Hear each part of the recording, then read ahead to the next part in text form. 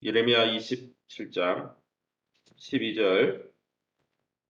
저와 여러분의 한 절씩 교독합니다. 제가 12절, 여러분 14절 읽으시면 됩니다. 내가 이 모든 말씀대로 유다의 왕 시드기야에게 전하여 이르되 왕과 백성은 바벨론 왕의 멍에를 목에 메고 그와 그의 백성을 섬기소서. 그리하면 사실이라. 14절. 그러므로 당신들은 바벨론의 왕을 섬기게 되지 아니하리라 하는 선지자의 말을 듣지 마소서. 그들은 거짓을 예언함이니이다. 17절. 너희는 그들의 말을 듣지 말고 바벨론 왕을 섬기라. 그리하면 살리라. 어찌하여 이 성을 황무지가 되게 하려느냐. 22절. 그것들이 바벨론으로 옮겨지고 내가 이것을 돌보는 날까지 거기에 있을 것이니라. 그 후에 내가 그것을 올려와 이곳에 그것들을 되돌려 두리라. 여호와의 말씀이니라. 아멘. 예, 오늘 예레미야 27장 12절에서 22절 말씀으로 나를 찾아오신 하나님이라는 제목으로 말씀을 함께 나누기 원합니다. 예레미야 26장에 언급된 유다 백성들 전체에게 선포된 이 경고가 오늘 본문을 보면 시드기야 왕, 유다의 왕과 제사장들에게 개별적으로 선포되는 것을 볼 수가 있습니다. 그러나 13절, 16절에 백성들도 그 경고의 대상인 것을 보아서 아마 지도자인 시드기야 왕이나 제사장들의 책임일 뿐 아니라 백성들도 이 하나님의 심판의 공동 책임이 있음을 보여주고 있습니다. 하나님은 바벨론을 섬기라. 내가 너를 징계할 때 그 징계를 순순히 받아들여서 너의 잘못을 회개하고 돌아서라. 그래서 바벨론을 섬겨라. 포로로 끌려가서. 그리고 포로로 끌려가지 않을 거라고 말하는 거짓 선지자들을 그들의 말을 듣지 말라라고 말씀하고 계십니다. 그럼 오늘 본문을 통해서 우리가 믿고 의지하는 하나님은 어떤 분이십니까? 12절입니다. 내가 이 모든 말씀대로 유다의 왕 시드기야에게 전하여 이르되 왕과 백성은 바벨론 왕의 멍에를 목에 메고 그와 그의 백성을 섬기소서. 그리하면 사실이라. 하나님은 오늘 12, 13, 16절 읽어보면 왕과 백성과 제사장과 이 신분과 역할에 따라 개별적으로 말씀하고 계십니다. 그냥 왕에게 하는 말씀이 아니고 왕과 백성에게 각각 자기의 직분과 신분에 따라 하나님이 찾아와서 말씀하시는 것이죠. 하나님이 이처럼 가정과 일터와 교회에서 맡은 우리의 역할에 따라 우리가 책임져야 될 할 일이 있다고 말씀하시는 것이죠. 네가 책임질 일을 했으면 그 부분은 책임져야 된다 말씀하시는 것입니다. 많은 사람들이 전체적으로 뭉뚱그려서 설교를 들을 때는 그게 뭐 나하고 무관하다. 목사님이 저거는 다른 성도에 대해서 하시는 말씀입니다. 이렇게 우리가 많이 생각하지만 우리가 매일매일 일어나서 큐티를 하거나 개인적인 경건 생활을 하면 하나님 우리 개개인을 향해서 말씀하시는 것이죠. 하나님은 공동체 전체에게도 관심이 있지만은 개개인에게 관심이 있다는 것입니다. 그러기에 하나님이 나에게 은밀히 찾아와 우리에게 경건 생활을 통해서 말씀하실 때 그 말씀에 귀를 기울여 하나님의 음성에 청종함으로 하나님이 우리 인생을 다시 회복시키시는 놀라운 은혜를 누리시기를 예수님 이름으로 축원합니다. 22절 말씀입니다. 그것들은 성전의 기구들을 이야기합니다. 성전의 기구들이 바벨론으로 옮겨지고 내가 이것을 돌보는 날까지 거기에 있을 것이라. 거기에는 바벨론을 이야기합니다. 그 후에 내가 그것을 올려와 성전 기구들을 올려와 이곳에 성전이 원래 있던 곳에 그것들을 되돌려 두리라. 여호와의 말씀이니라. 무슨 말씀입니까? 남아있던 사실은 지금 바벨론의 1차, 2차 침공을 받은 다음이거든요. 그래서 1차, 2차 침공 때 성전에 중요한 금으로 다 도배가 돼 있으니 그런 것들 중에 중요한 기구를 다 뺏어갔습니다. 그러나 성전이 아직 무너지지는 않았습니다. 그래서 성전 안에 성전 기구들이 남아 있었어요. 그런데 하나님이 계속해서 거짓 선지자들이 뭐라고 합니까? 바벨론에 끌려가도 다시 살아날 거야. 2년 만에 살아날 거야. 하나님이 너희를 징계하는 게 하나님 뜻이 아니야. 하나님이 징계한다고 말하는 예레미야가 잘못된 거야. 그렇고 막 예레미야를 죽이려고 그랬죠. 그러나 하나님 뜻은 징계하는 거였어요. 왜냐하면 예루살렘 성전 안에 우상을 세워놓고요. 이미 타락할 대로 다 타락하고 공의는 다 사라지고 하나님을 섬기지 않으니까 하나님의 말씀에 귀등으로 듣지 않고 불의를 행하고 그래서 남유다가 완전히 썩을 대로 썩었거든요. 그래서 계속 경고했는데 경고의 말을 안 들으니까 하나님이 채찍을 든 거죠. 그래서 하나님이 계속 말을 안 듣자 남아있는 성전 기구들도 바벨론에 다 빼앗기게 하리라. 그렇게 말씀하신 것이 22절입니다. 하나님은 무슨 말입니까?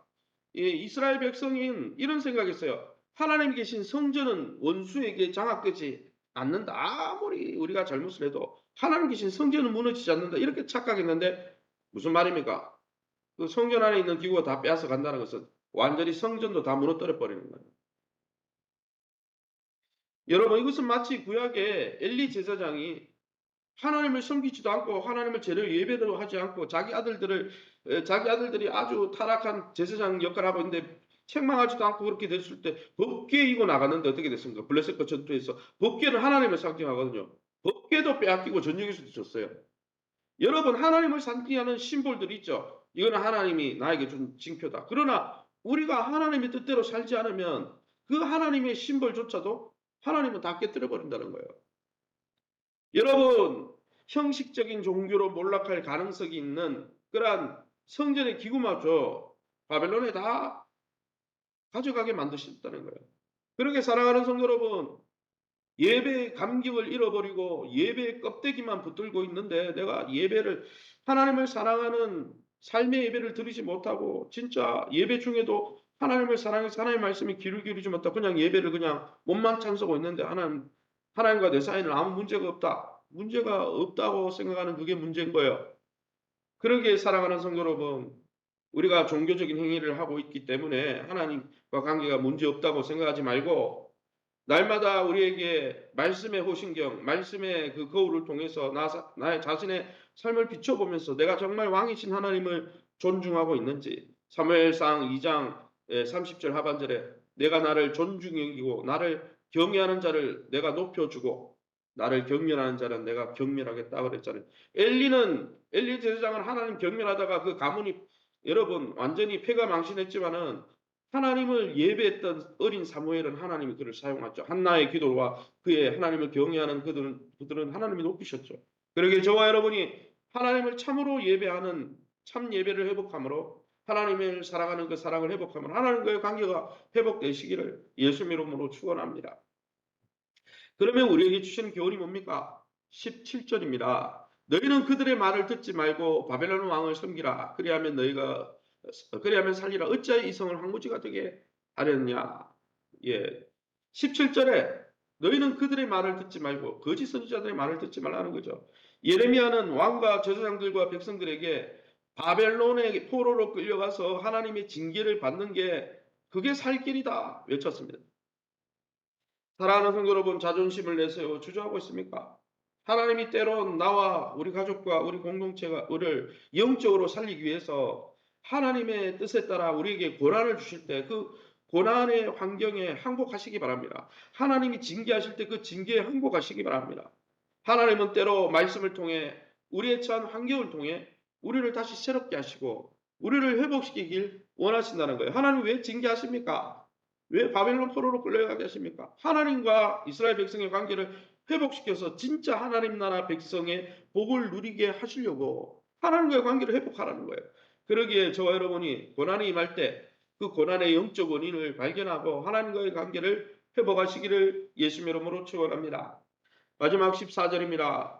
그러므로 당신들은 바벨론의 왕을 섬기게 되지 아니하리라 하는 선지자의 말, 거짓 선지자의 말을 듣지 마소서. 그들은 거짓을 예언함이니 하나님께 보냄을 받지 않고 주님의 이름을 팔아서 자기가 하고 싶은 대로 그냥 왜요? 그 시대에 이스라엘 백성들이 복을 원했거든요. 왜냐하면 계속 바벨론의 침공을 받으니까 하나님 회복시켜 주겠다, 위로해 주겠다, 복.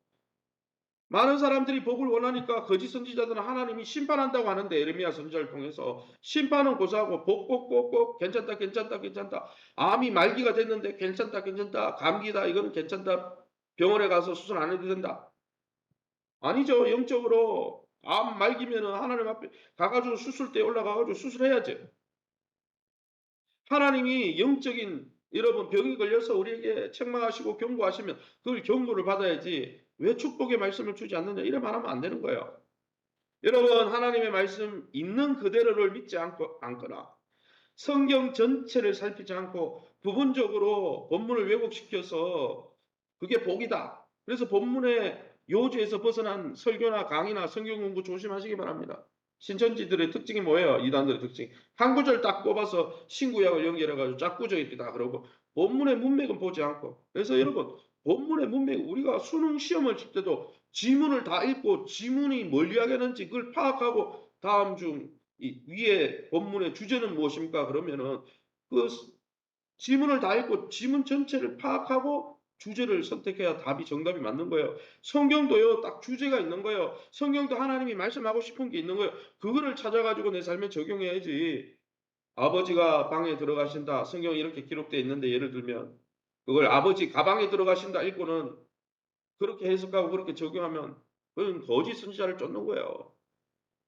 사랑하는 성도 여러분, 자신의 일방적인 주장을 위해서 성경을 이용하고 왜곡시키는 거 주의해야 됩니다. 설교할 때도 설교를 듣는 청중을 너무 의식해가지고 성경의 말씀에는 이렇게 책망하라. 십자가를 져야 된다. 그런데 요즘 현대인들은 십자가 싫어하죠. 헌신 싫어하죠. 성경은 분명히 헌신하라고 이야기하는데 그거를 설교 안 하고 그냥 무조건 뻑뻑뻑 그런 기복 설교 좋아하지 마세요. 거짓 설교입니다. 거짓 설교. 말씀에 기록된 대로 메인 아이디어 성경에 기록된 주제대로 설교를 하고 듣기 싫어도 정말 때로는 그 설교를 먹이고 그런 설교자가 진짜 설교자고 참 선지자고 그래서 문맥대로 잘 봐야 되는 거예요. 그러게 여러분 우리가 하나님의 말씀을 통해서 설교자를 통해서 개인 경건 시간에 개인 새벽기도 시간에 말씀을 읽으면서 나한테 따갑게 들려오는 말씀이 있다. 그러면 그걸 받아 먹어야지. 그래야 진짜 변화가 일어나고 그래야 진짜 성장하고 변화가 되어지고 하나님 나라의 복을 누리는 거죠. 내가 듣고 싶은 말씀 내가 잘못 외고 잘못 가고 있어서 하나님이 계속 경고하시는데도 경고에는 귀 막고 복만 추구한다. 왜곡된 거죠. 그렇게 편식하면 망하는 거예요. 사랑하는 성도 여러분 저와 여러분은 어떻습니까? 하나님의 말씀을 액면 그대로 받아들이고 그 말씀 앞에 때로는 하나님의 말씀이 나를 선한 양심을 찌르고 있다. 왜 찔리겠습니까? 내 안에 잘못된 게 있으니까 하나님이 고치라는 거예요. 변화되라는 거예요. 그러게 매일매일 하나님의 말씀을 옳게 분별하면 내가 듣고 싶은 말씀이 아니라 왕 대신 메시아로 오신 예수 그리스도의 말씀에 귀를 기울여 청종하면서 시냇가에 심은 나무처럼 주야로 주의 말씀에 듣고 순종함으로 하나님이 우리를 세워가시는 복된 인생 되시기를 예수 이름으로 축원합니다.